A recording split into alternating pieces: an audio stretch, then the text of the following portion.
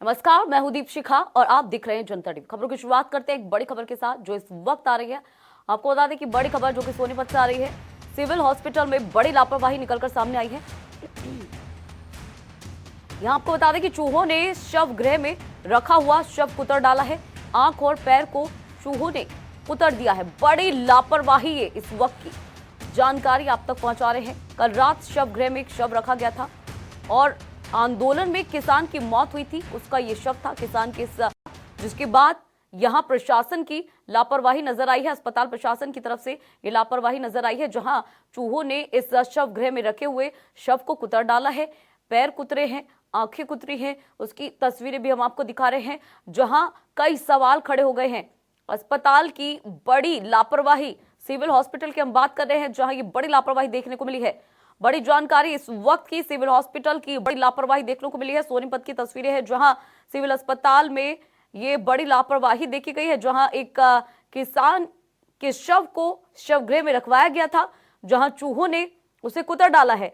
और इस पूरे मामले में जो लापरवाही निकलकर सामने आई है वो पूरी तरीके से सिविल अस्पताल की है, क्योंकि उनकी जिम्मेदारी है इन चीजों को जो वहां पर व्यवस्था है उनको सुचारू रूप से चलाने की। आपको बता दें कि ये शव जो है किसान का था जो कि आंदोलन में शामिल था। राम सिमार हमारे साथ जुड़ गए हैं ज्यादा जानकारी के साथ। राम, क्या है पूरा मामला, क्या कुछ जानकारी आ रही है? देखिए, ये एक किसान राजेंद्र जो सोनीपत के भैयापुर के रहने वाले थे और ये आंदोलन में लगातार जो है आते जाते रहते थे और पिछले 2 दिन से भी आंदोलन में डटे हुए थे। और देर रात जो है इनकी संदिग्ध हालात में जो है मौत हो गई थी और देर रात इनके शव को जो है सोनीपत के सिविल हॉस्पिटल में करीबन रात को 10 बजे रखवाया गया था। और बिल्कुल परिजनों ने इसको अच्छे से चेक भी किया था, किसी भी प्रकार का कोई जख्म या कोई निशान नहीं थे। लेकिन जिस प्रकार सुबह पोस्टमार्टम होना था तो परिजन ने जब पहुंचे तो उन्होंने देखा कि जो फ्रिज था, फ्रिज से रक्त जो है वो बह रहा था। और इस दौरान उन्होंने शव को देखा तो शव की आंख और जो पैर है मृतक किसान राजेंद्र है वहां से खून बह रहा था।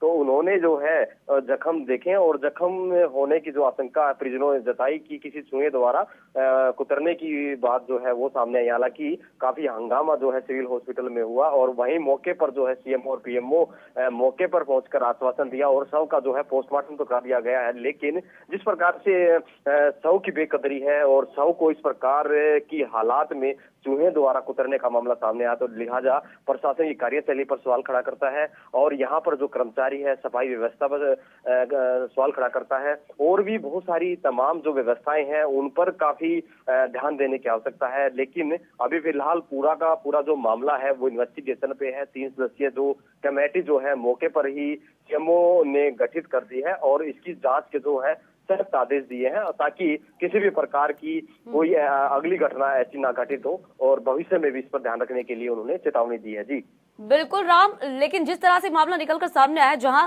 लापरवाही इतनी बड़ी देखने को मिल रही है, इससे पहले भी यकीनन कुछ मामले ऐसे रहे जरूर होंगे जिन्हें नजरअंदाज किया गया होगा, क्योंकि ये मामला तो संज्ञान में आ गया है। लेकिन इससे पहले भी न जाने कितनी बार ऐसा हुआ होगा। तो बड़ी लापरवाही तो है ही अस्पताल प्रशासन की। बिल्कुल, देखिए जिस प्रकार से शव को देर रात फ्रीज में रखवाया गया था और फ्रीज जिस प्रकार से शव को इसलिए रखवाया जाता है कि किसी भी प्रकार का उसमें दुर्गंध ना पैदा हो और उसको सुबह पोस्टमार्टम जब किया जाता है तो उसी लिहाज से उसको देर रात फ्रिज में रखवाया गया था। हालांकि जब मौके पर जो हॉस्पिटल प्रशासन पहुंचा उन्होंने ये जरूर कहा है कि हो सकता है कि जो फ्रिज है उसका ढक्कन जो है वो खुला रह गया हो या लेकिन ढक्कन खुला रहा फिर भी उसमें जो प्रशासन की एक लापरवाही, चाहे कर्मचारी है या फिर अन्य जो लोग हैं इसमें जो मौजूद थे, जो कर्मचारी थे, कार्यशैली पर सवाल भी खड़ा करता है। और इससे पहले भी यहाँ की जो व्यवस्थाओं की अगर बात करें तो सफाई व्यवस्था को लेकर कई बार यहाँ पर जो परिजन है वो सवाल खड़ा कर चुके हैं, क्योंकि शव को अक्सर यहाँ रखवाया जाता है। देर रात जब भी कोई भी शव पहुंचता है तो सुबह जब आते हैं तो उसमें दुर्गंध जो है वो आती रहती है। और बिल्कुल राम, क्योंकि जिस तरह की चरमराई हुई ये व्यवस्थाएं दिख रही हैं, ऐसे में मरीज भी काफी डरे हुए होंगे, इस अस्पताल में इलाज कराने से भागेंगे दूर। हाँ बिल्कुल, जिस प्रकार से इस प्रकार की व्यवस्थाएं जब सिविल हॉस्पिटल के अंदर देखने को मिलती हैं, लिहाजा आमतौर पर जो गरीब लोग हैं वही हॉस्पिटल का रुख करते हैं, लेकिन जो मध्यम या उससे उच्च दर्जे के जो लोग हैं वो सरकारी हॉस्पिटल में इसीलिए नहीं पहुंचते क्योंकि वहाँ की व्यवस्थाएं जो है वो कहीं ना कहीं दुरुस्त नहीं देखने को मिलती। और जो गरीब व्यक्ति हैं वो चाहे आर्थिक रूप से कमजोर होने की वजह से सिविल हॉस्पिटल का करते हैं, लेकिन सबसे बड़ा सवाल ये है कि अगर हॉस्पिटल की जो व्यवस्थाएं हैं वो दुरुस्त हो तो आम जन के साथ साथ जो अन्य लोग हैं वो भी रुख करेंगे, और जो निजी हॉस्पिटल की तरफ ज्यादा रुख करते हैं उनकी व्यवस्थाओं के लिहाज से ही निजी हॉस्पिटल की तरफ ज्यादा लोग रुख करते हैं। बिल्कुल बिल्कुल राम, बड़ी लापरवाही है, बिल्कुल राम, बड़ी लापरवाही है। जनता टीवी ने भी अधिकारियों को जब फोन किया तो उन्होंने फोन भी नहीं उठाया। एक तरफ इतना बड़ा मामला निकलकर सामने आया, दूसरी तरफ अधिकारी फोन नहीं उठा रहे हैं। राम, इस प्रकार से आपने बताया कि हमारी टीम ने जब लगातार अधिकारियों से इस बारे में बातचीत करने की कोशिश की है तो इस टाइम में ये सवाल जरूर खड़ा होता है, क्योंकि आप अधिकारी हैं और आपका जिम्मा बनता है, एक जिम्मेदार नागरिक और एक जिम्मेदार अधिकारी होने के नाते आपका फर्ज ये बनता है कि आप जवाब दें, और जवाब देना आपका ही बनता है। इसलिए भी बनता है क्योंकि आप एक आसीन है उस चेयर पर जिससे पूरे जिले की स्वास्थ्य सेवाएं जो है वो दुरुस्त करने का जिम्मा आप पर है। लेकिन जिस प्रकार से अगर फोन किया गया और फोन ना उठाना और जवाब ना देना, तो लिहाजा ये भी प्रशासनिक कार्यशैली पर सवाल खड़ा करता है। जवाब देना बनता है और जवाब जनता टीवी तब तक मांगेगा जब तक जवाब नहीं मिल जाता। जी बिल्कुल राम, अधिकारी पल्ला झाड़ रहे हैं अपनी जिम्मेदारी से। राम, बहुत बहुत शुक्रिया तमाम जानकारी के लिए। तो बता दें कि जिस तरह से राम ने हमें अभी जानकारी दी है, सीएमओ से बातचीत की गई है, कमेटी गठित करने की बात भी कही गई है।